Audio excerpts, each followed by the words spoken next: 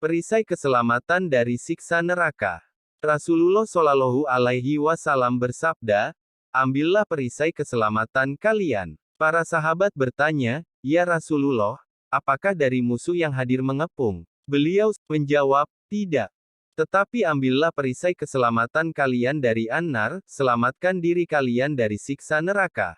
Maka ucapkanlah, subhanallah, walhamdulillah, wala ilaha illallah dan wallahu akbar.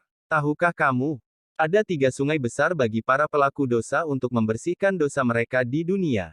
Yang pertama, sungai dalam bentuk tobat nasuha.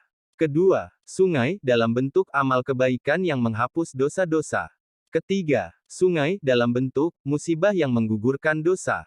Jika 3 sungai tersebut tak mampu membersihkan mereka, maka mereka akan dibersihkan di sungai neraka pada hari kiamat. Di antara adab menjenguk orang sakit. Al-Hafiz Ibnu Hajar Al-Asqalani rahimahullah berkata, jangan datang pada waktu yang tidak tepat untuk menjenguk, tidak terlalu lama, dan tidak memperbanyak pertanyaan. Kitab Fathul Bari Jilid 10 halaman 126. Hikmah di balik demam yang melanda. Abu Hurairah radhiyallahu anhu berkata, tidaklah menimpaku rasa sakit yang lebih aku sukai daripada demam. Karena sesungguhnya demam masuk pada setiap persendian Bani Adam. Dan sungguh Allah akan memberi pahala setiap persendian. Kitab Sahih Ibnu Abi Syabah 10922. Sungguh mengerikan nafas penghuni neraka. Dari Abu Hurairah radhiyallahu anhu berkata, telah berkata Rasulullah Shallallahu Alaihi Wasallam, kalau seandainya di masjid ini ada 100.000 orang atau bahkan lebih dan di situ pula ada seorang penduduk neraka lalu dia bernafas dan nafasannya mengenai mereka, maka pasti akan terbakar masjid tersebut dan juga terbakar pula orang yang ada di dalamnya. Hadits ini disahihkan oleh Syaikh Al-Albani di dalam kitab As-Silsilah Ash-Shahihah 2509. Tidak setiap wanita pantas untuk diganti posisinya dengan wanita lain. Di sana ada sosok wanita yang bila mana kau sia-siakan dan hilang darimu, maka takkan kau temukan sosok yang serupa seperti dirinya. Kelak akan berlalu sisa-sisa hidupmu demi mengumpulkan kenangan-kenangan tentang dirinya dari 1000 wanita lain, namun kau takkan sanggup mengumpulkannya hanya untuk menebus ketiadaan dirinya.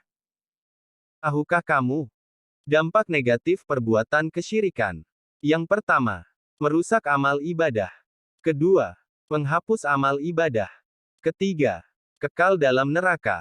Keempat, diharamkan surga baginya. Kelima, tidak mendapat syafaat di hari kiamat. Keenam, tidak mendapatkan pengampunan Allah di hari kiamat. Ada 2 perangai yang membuat kehidupan rumah tangga menjadi tentram. 1. Senantiasa mewujudkan rasa syukur kepada Sang Pemberi karunia dan nikmat. 2. Senantiasa bersyukur dan berterima kasih kepada sang suami yang telah menjadi sebab terlimpahnya sebuah karunia dan nikmat di dalam sebuah rumah tangga, walaupun rasa syukur dan berterima kasih itu lahir dari hal yang sedikit dan receh. 3 wasiat Nabi yang agung. Yang pertama, apabila kamu bangkit untuk salat, maka solatlah seperti orang yang mengucapkan kata perpisahan. Kedua, jangan mengucapkan ucapan yang membuatmu harus meminta maaf di hari esok. Dan ketiga, bertekadlah untuk tidak mengharapkan apa yang ada di tangan manusia. Diriwayatkan oleh Ahmad dan Ibnu Majah. Tahukah kamu tanda-tanda orang yang bahagia?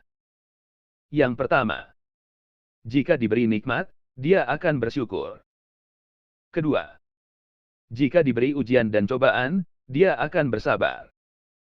Ketiga, jika berbuat dosa, dia beristighfar, bertaubat. Tahukah kamu tanda-tanda orang yang bahagia? Yang pertama, jika diberi nikmat, dia akan bersyukur.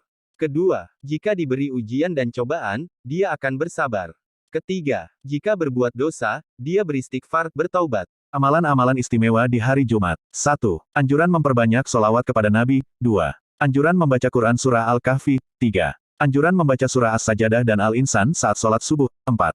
Anjuran mandi dan berhias sebelum sholat Jumat. 6. Memperbanyak doa di hari Jumat terutama di waktu mustajab antara Asyar dan Maghrib. Tahukah kamu suatu keadaan di mana manusia tak bisa lepas darinya. Yang pertama, keadaan saat manusia mendapatkan nikmat. Yang kedua, keadaan saat manusia mendapatkan ujian, musibah, bala. Yang ketiga, keadaan saat manusia melakukan dosa. Jangan lupa subscribe ya, channel Rollfly Studio. Terima kasih.